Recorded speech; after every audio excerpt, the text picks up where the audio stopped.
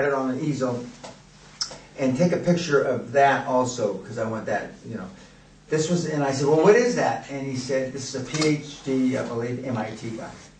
He said, that's my business plan when I took over as CEO. I keep it there to remind me. I said, when did you take over CEO a couple years ago? And I said, well, that's the whole business plan? Now, I'm hoping he says yes. I'm hoping he doesn't give me a 300-page fucking document, you know? I wouldn't be telling the story if he had given me a 300-page document. I said, yeah. And so now he's kind of getting a little uneasy, maybe a little nervous, I don't know. Actually, he didn't know which way I was going to go with it. You're a public company. What is this shit? How do you do that? And he says, yeah. And I said, so who did you give this to? I said, I had my 7 or 9 division managers worldwide here. We were here for a 3-day retreat kind of thing. And I came up with an idea, and I decided to restructure the company. And so I decided to have them in after breakfast, and we spent a couple hours, and I went through it. And it says retail, apparel, kids, etc., etc. And it's got arrows back and forth, etc., etc. And yeah, he had 9 divisions, Reebok brand. And I said, they were all sitting there. So what happened? He said, I had some input, so I made some crosses out, and you can see there's some stuff crossed out and new arrows, and they had a couple ideas that made it sound better. And he said, and I said, so this is what you went with? Yeah, this is what we went with. This is what we're going with right now. Well, I'm afraid to ask, well, how's it going? But I asked, how's it going? It's going perfect. It's not perfect. We got problems. We got challenges. We overcome this, that, and that. We underestimated this. We overestimated this. But it was management by objectives. All the guys agreed, all the division heads. They can't come back in 3 years and say, well, he didn't tell me. Okay. And I said, do you mind if I take that? Why? I said, it's a long story, but believe me, I mean, it'll only bode well for you and Reebok. It's not going to hurt your feelings or hurt your pride or whatever. I said, because this is exactly what I believe. This is exactly what I was taught at the Onassis group. This is it. This is battlefield management. You're in the trenches. The bullets are whizzing. The tracers are whizzing over your head. Bazookas, grenades, rocket launchers, etc. are going all around you. And okay, you're on the ground and you got your field commanders. Okay, here you're doing this, you're going this way. This is how it is. He says, yeah. That's. I didn't tell him it that way, but that's exactly what I mean.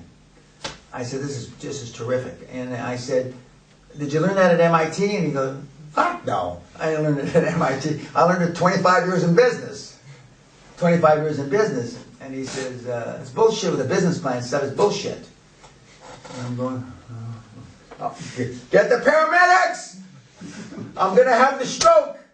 And I said, you're absolutely right. You're absolutely right. And and this is a real-life example of how the CEO of a big company restructured his company in 20 or 30 or 60 minutes with his division heads, and they drew it out, and then they made copies of it, and he kept the original, and I actually gave me the original because he said, I got copies now. I've got copies on 3 by paper this size, but I keep that to remind me.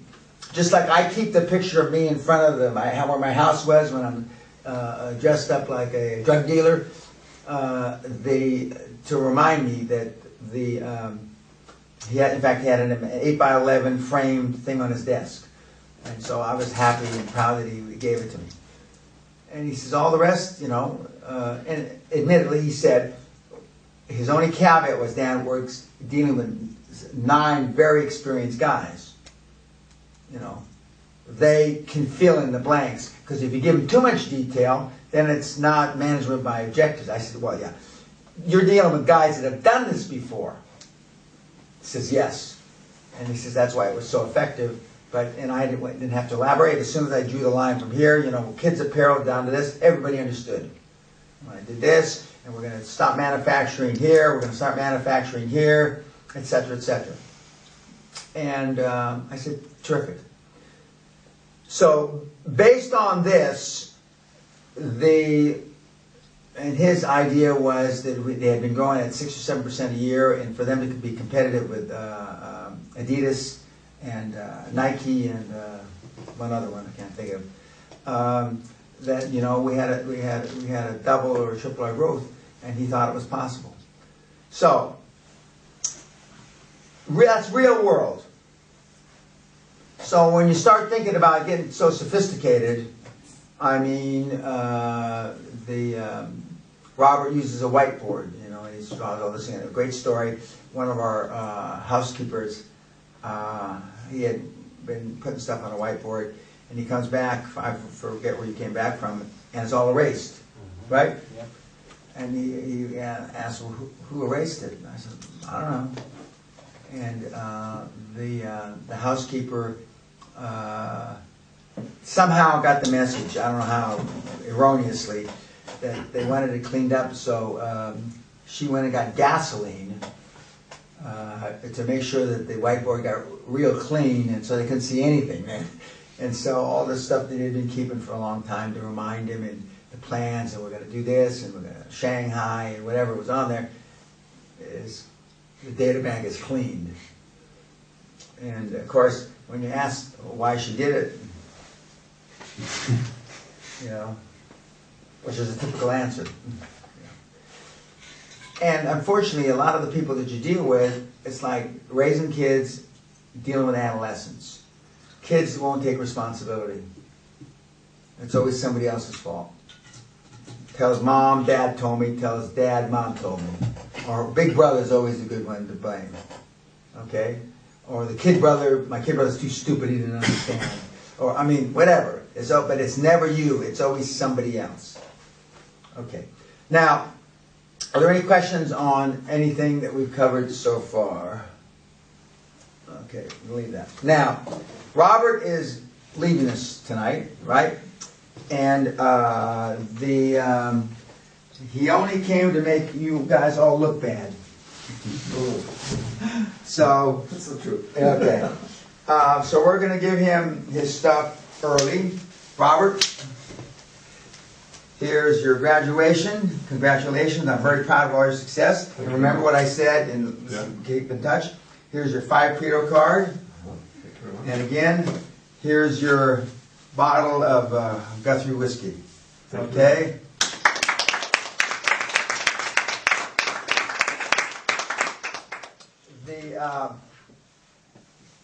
Robert was here 30 months ago, more or less, and the same time that the butcher from Austria was here, Marcus, and has been successful, and now he needs to push it. After all the deals he's done in the last 30 months, he wants to push it to the next level, which is admirable. And just as there are other people here for the second time in just 5 months, the Impaler from Romania, and has brought along his older brother, Dr. Impaler, and Marcus has brought his younger brother and Mark. And I guarantee that you will not find it easy, but easier when you get back, because you're pulling in the same direction and you better understand.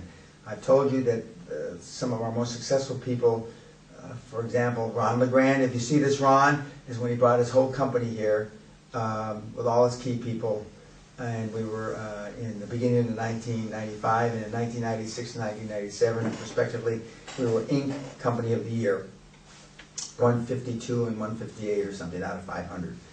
Meaning we were the 150th fastest growing company, privately held company in the United States. The stuff works. We've got a lot of stuff to cover for the rest of the seminar. We're glad that Robert from Bavaria was able to join us, at least for these first 4 days, and we will keep in contact with him, and I surely will, because I had some more ideas for him this afternoon about him growing his dream even more. You don't have to be as smart as Robert, it helps. You don't have to be as detail-oriented as Robert, it helps. You don't have to be as numerate as Robert, but it helps. But he followed the plan pretty meticulously. And he had some hiccups, not the least of which I believe he had to throw out his largest investor, or a large investor anyway, which happens, and that's part of the growth process. So tomorrow we've got a lot of stuff to go through. Tonight I see my first person at 6:30. You're going out to dinner again, for those of you that are going out. Are there any questions? Okay, well, thanks a lot.